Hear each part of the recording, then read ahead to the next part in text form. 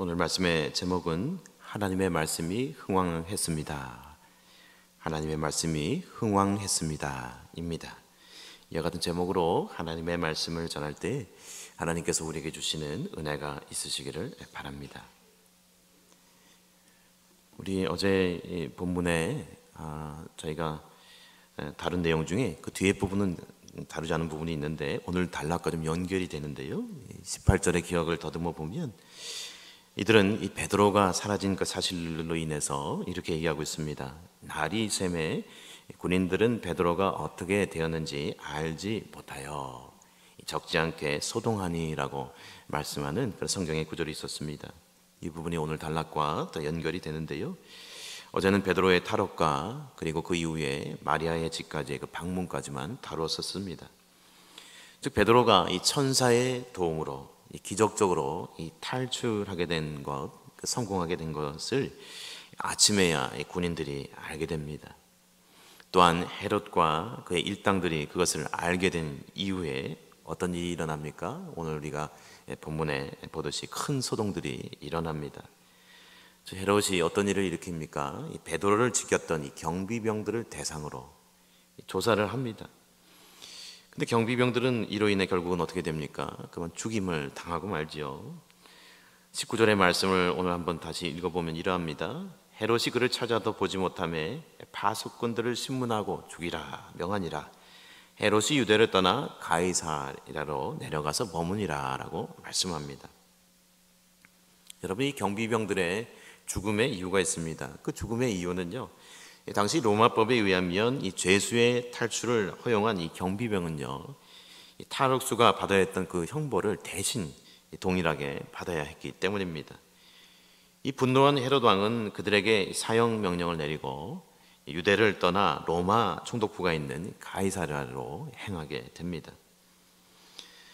즉 헤롯은요, 아무 설명하지 못하는 이 베드로의, 사람들이 파악하지 못하는 그 베드로의 그 사라진 사실로 인해서 이 간수들을 처형할 것이 사실 아니었습니다. 이 간수들을 처형할 것이 아니라 하나님의 권능을 깨닫고 그는 회개해야 마땅했습니다. 이처럼 회개해야 하는데 그는 그러질 못하죠. 왕인 자신이 마치 신의 영역에 있는 듯이 계속해서 군림을 하면서 인간으로서 자신의 온당한 모습을 헤아리지 못합니다. 그래서 우리는 여기서 우리가 하나님 앞에 사람이 자기 자신의 본분과 분수를 알아야 함을 또한 깨닫게 되는 것입니다. 오늘 연여 20절 말씀 보니 헤롯이 두로와 시돈 사람들을 대단히 노여하니 그들의 지방이 왕국에서 나는 양식을 먹는 까닭에 한 마음으로 그에게 나와 왕의 침소 맡은 신하 블라소도를 설득하여 화목하기를 청한지라 라고 말씀하고 있습니다. 이 지역과 또 헤롯이 다스리는 그 영역과 또 헤롯 왕과의 그런 역학관계를 알 수가 있죠. 당시 두로와 이 시돈 사람들은요, 이 헤롯 왕과의 그런 외교가 원만한 그런 상황이 아니었습니다. 그런데 이 두로와 시돈은 식량의 많은 부분을요 어떻게 했습니까? 오늘 말씀처럼 이 왕국과의 무역을 통해서 그동안 조달해 왔습니다. 헤롯이 꼭 필요한 그런 관계였어요. 그래서 이 두로와 시돈의 이 외교 맡은 이들이 오늘 같이 와서 이 왕의 침소를 맡은 고관, 그 이름 누구입니까? 이 블라스도라는 사람을 설득하려고 합니다. 헤롯과의 그 원만한 관계를 청하고 그것을 유지하고 또 화친을 맺으려고 하는 그 모습을 계속해서 살펴볼 수가 있습니다.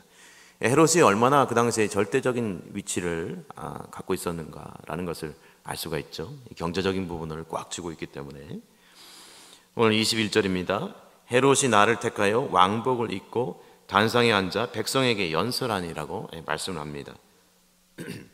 즉 헤롯은 나를 정해서 이 왕의 권위를 가지고 백성들에게 연설을 합니다. 오늘날의 정치적인 지도자도 영향력이 있습니다만은 이 정도는 아니죠. 그런데 왕은 당시에 이 절대 군주의 모습을 가지고 있지 않았습니까? 이 절대적인 막강한 권력입니다. 그런데 그 연설에 대한 사람들의 반응과 모습이 어떠한지 여러분 보십시오. 오늘 22절입니다. 이 백성들이 크게 부르되 이것은 신의 소리요 사람의 소리가 아니라 하거늘이라고 말씀합니다. 이 백성들이 왕이 사람인 줄 알았겠죠. 그렇죠. 제 아무리 추앙한다 할지라도 그 사실이 아님을 알면서도 이 왕의 연설을 무엇이라고 이야기합니까? 사람의 소리가 아니고 신의 소리라고 이 헤롯에 대해서 극칭송을 하는 모습을 보게 됩니다. 아주 추앙을 합니다. 즉 왕에게 이 모든 것이 집중되어 있기 때문에 이 권력 앞에 굴복할 수밖에 없고, 이 맹종하는 이 백성들의 불쌍하고도 이 안타까운 모습을 확인하게 됩니다. 그래서 왕은 사실 백성들의 그 민심을 잘 파악하고 또 백성들의 소리를 기울여야 하는데, 헤롯은 부패한 권력이었습니다. 그렇지 못했습니다. 오늘 23절입니다. 헤롯이 영광을 하나님께로 돌리지 아니하므로 주의 사자가 곧 친히 벌레에게 먹혀 죽으니라 라고 말씀합니다. 즉 자신이 신의 위치에서 군림하는 헤롯에게 이 하나님은 하나님의 영광을 자신이 받고 하나님께 돌리지 않고 그것을 가로챈 헤롯에게 어떻게 하십니까? 심판하십니다. 주의 사자가 곧 친히라고 오늘 성경은 말씀합니다. 두려운 말씀이죠. 특별히 벌레에게 먹혀 죽으니라 라고 말합니다.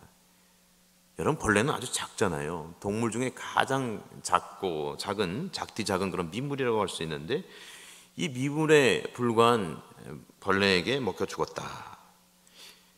여러분, 이거 상상해 볼 수 있을까요? 뭐 그대로 그럴 수도 있습니다만은, 그러나 이것은 이 상징적인 표현일 수가 있습니다. 이 벌레에게 먹혀라는 표현은요, 당시에 이 고대의 사람들이 악독한 독재자를 포함해서 이 악독한 사람들이 불행한 최후를 맞게 되었을 때 이런 표현을 썼다고 해요. 그들의 죽음을 기릴 때 벌레에게 먹혀 죽었다라는 그런 표현을 썼다고, 역사가 요세푸스에는 그것을 유대 고대사라는 책에서 이처럼 기록을 하고 있습니다. 즉 실제로 이 벌레에게 잡혀 먹혔다기보다도 이 주경가는 뭐라고 얘기하냐면, 덧붙이냐면 이 복막염이나 이 장폐색 등의 여러 장기의 그런 손상으로 인해서 죽임을 당하였을 것이다. 이렇게 헤롯의 죽음에 대해서 줄을 달고 있습니다. 여러분, 그런데 이 실제 이 벌레로 인해서 죽었느냐 아니면 발병으로 인해서 죽었느냐, 이 진위 여부보다 중요한 것은 무엇입니까? 하나님의 사자가 헤롯을 쳤다라는 이 사실이 중요합니다. 하나님이 개입하셨다는 사실이에요. 즉 하나님의 사자는 이 옥중에 있는 베드로를 쇠사슬로 끊고 그 결박을 푸시고 구하셨듯이, 이번에는 이 복음 전파를 핍박한 헤롯을 심판하심으로 말미암아 이 사단의 하수인인 헤롯을 멸하시고 제거하시는 모습을 확인할 수가 있습니다. 그 결과 어떻게 됩니까? 하나님의 나라가 더욱더 확장된 것을 우리가 말씀을 통해서 확인하게 되죠. 24절의 말씀입니다. 하나님의 말씀은 흥왕하여 더하더라 라고 말씀합니다. 여러분, 이 말씀은 의미가 있지요. 사도행전은 지금까지 이 큰 이야기의 그 단락이 끝날 때마다 이와 같은 이 초대교회의 부흥에 대해서 간략하게 요약하되 특별히 하나님 말씀에 대해서 기록합니다. 사도행전 6장 7절의 말씀 보면 이런 말씀이 있습니다. 하나님의 말씀이 점점 왕성하여 예루살렘에 있는 제자의 수가 더 심히 많아지고 허다한 제사장의 무리도 이도에 복종하니라 라고 말씀하고 있습니다. 기억나시죠? 뿐만이 아닙니다. 사도행전 12장 24절 말씀 보니 하나님의 말씀은 흥왕하여 더하더라 말씀하고 있고, 저만치 뒤에 사도행전 19장으로 뒤로 가서 20절 말씀 보니 이와 같이 주의 말씀이 힘이 있어 흥왕하여 세력을 얻으니라 라고 말씀하고 있습니다. 여러분, 누가에 의해서 사도행전은 이처럼 이 하나님의 말씀이 지속적으로 흥왕했고요, 하나님의 역사가 이 성령에 의해서 진행됨을 강조하고 있습니다. 그것을 계속해서 연결하고 또 연결해서 이 사도행전을 엮어나가는 것을 볼 수가 있습니다. 즉 무슨 말입니까? 이 고난이 있었습니다. 핍박이 있었습니다. 옥외가침도 있었습니다. 순교도 있었습니다. 그런데 어떻습니까? 사도들이 굴하지 않고 계속해서 복음이 전파되고 이 하나님 나라가 확장된다는 것을 사도행전은 계속해서 강조하고 있는 거예요. 이것은 단지 이 숫자만의 부흥은 아니었습니다. 당시 교인들은요, 핍박당하고 순교하기도 했기 때문입니다. 그럴 때 위축될 수가 있잖아요. 그런데 위축되지 않고 성령의 역사로 그 말씀이 더욱더 흥황해지는 그런 역사임을 보여줍니다. 그러므로 오늘날에도 우리 성도들을 통해서 이 복음을 전하는 외적인 그런 상황이 비록 녹록지 않고 어렵다 할지라도 복음이 끊임없이 전파되어야 함을, 또 성령이 지금도 역사하심을, 우리와 함께 하심을 여러분 기억하시기를 바랍니다. 하나님이 우리를 도우십니다. 영적인 부흥은 코로나의 시대에도 계속돼야 할 줄로 믿습니다. 오늘 25절입니다. 바나바와 사울이 부조한 일을 마치고 마가라 하는 요한을 데리고 예루살렘에서 돌아오니라 라고 말씀하는데, 여기서 부조란 다름 아닌 무엇입니까? 그것은 헌금을 말합니다. 즉 바나바와 사울은 이 헌금을 조달하고 전달하러 갔다가 이 돌아오는 길에 이 마가라 하는 요한을 데리고 돌아옵니다. 사도들은 이처럼요, 기회가 있을 때마다 좋은 일꾼을 하나님께서 붙여주시고 만나게 하시는데, 그 일꾼들을 발굴하여 그것에 머물게도 하지만 함께 데리고 와서 세우고 동역하는 그 부분을 오늘 말씀을 통해서 우리 또한 확인할 수가 있는 것이죠. 또한 13장의 1절의 말씀을 연하여 보시면 안디옥 교회의 선지자들과 교사들이 있으니 곧 바나바와 니게르라 하는 시므온과 구레네 사람 루기오와 분봉왕 헤롯의 젖동생 마나양과 및 사울이라 라고 말씀하면서 1절에 안디옥 교회가 등장합니다. 그런데 이 교회에서 우리가 주목해야 할 부분은요, 선지자와 이 교사가 그곳에 존재했다는 사실입니다. 선지자는 어떤 사람입니까? 말 그대로 하나님의 이 계시의 말씀을 받아서 회중에게 그것을 전달하는 사람인데요, 이러한 선지자들은 안디옥 교회만이 아닌 신약의 이 고린도 교회에도 존재했습니다. 또한 에베소 교회에도 선지자에 대해서 언급한 일이 있습니다. 예를 들어서 고린도전서 12장 28절에 그 은사장이라고 하는 그 12장을 살펴보면, 하나님이 교회 중에 몇을 세우셨으니 첫째는 사도요, 둘째는 선지자요, 셋째는 교사요, 그 다음은 능력을 행하는 자요, 그 다음 병 고치는 은사와 서로 돕는 것과 다스리는 것과 각종 방언을 말하는 것이라 라고 고린도전서 12장은 말씀을 하고 있습니다. 여기에도 분명히 선지자와 이 교사에 대한 언급이 있는 것이죠. 그런데 여기서 분명한 사실은 이 당시 이 안디옥 교회 안에 이 선지자들과 교사들이 이들이 함께 모여 예배할 때 무엇이 역사했습니까? 성령이 역시 역사하셨다는 거예요. 앞에서 하나님의 말씀이 흥황하더라 말씀을 드리는데, 그 뒤에서는 성령이 일하셨음을 오늘 이 성경의 본문에서는 말하고 있습니다. 이 두 가지를 우리는 오늘 기억해야 됩니다. 이들 중 바나바는 워낙 우리에게 친숙한 인물이었죠. 근데 시므온의 다른 이름은 니게르라 하는데 라틴어로는 이 얼굴이 살이 검다라는 그런 뜻을 가지고 있어요. 또한 이 마냐엔이라는 사람이 나오는데 그것은 위로자라는 이름입니다. 또한 이 젖동생이란 이 누군가의 돌봄을 받는 사람을 의미한다고 할 수가 있겠죠. 또한 루기오, 또한 사울과 같은 인물이 거기에 같이 있었는데요. 그런데 이들이 모여 있을 때 어떤 일이 일어납니까? 2절 말씀 보니까 성령의 음성이 들립니다. 주를 섬겨 금식할 때 성령이 이르시되 내가 불러시키는 일을 위하여 바나바와 사울을 따로 세우라 하시니라고 말씀을 하고 있어요. 즉 이와 같이 이들이 모여서 무엇을 했습니까? 금식했습니다. 그리고 예배할 때, 기도할 때 성령께서 역사하십니다. 우리도 상반기에 금식하지 않았습니까? 또 우리 특세화 그리고 공동의회를 위해서 우리가 금식하였는데 하나님께서 은혜를 주셨어요. 이 모든 것을 비우고 모든 것을 내려놓고 이렇게 기도할 때 무엇이 들립니까? 성령의 음성이 들리는 거예요. 회중이 하나님의 음성이 가까이 들리는 거예요. 어떤 음성입니까? 내가 불러시키는 일을 위하여 바나바와 사울을 따로 세우라 하시니라고 말씀하고 있는 거예요. 참 중요한 장면이죠. 그렇죠? 사울에겐 사울이 할 일이 있고 바나바에겐 바나바가 할 일이 있기 때문에 성령이 말씀하시는 거예요. 특히 금식했다는 것을 주목해 보면은 구약에서 금식은요 주로 회개의 의미로 많이 사용됐습니다. 그렇죠?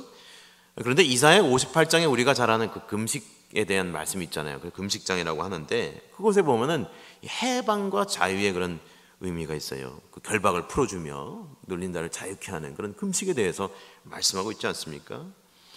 그런데 이런 일이 있기 위해서는 이 금식을 통해 이 교회와 성도들이 어떻습니까? 자기 자신의 자아의 죽음을, 그 십자가에 못 박힘을 경험하는 것이 중요하다는 것입니다. 즉 초대교회 성도들은요 이처럼 이 자아의 죽음을 경험했습니다. 성령님의 음성을 그냥 들은 것이 아니에요. 금식하고 자기 자신을 내려놓고 그럴 때 하나님의 뜻이 들리는 거예요. 보이는 거예요. 그리고 그 하나님의 뜻을 받았고 분별하였고 순종하였습니다.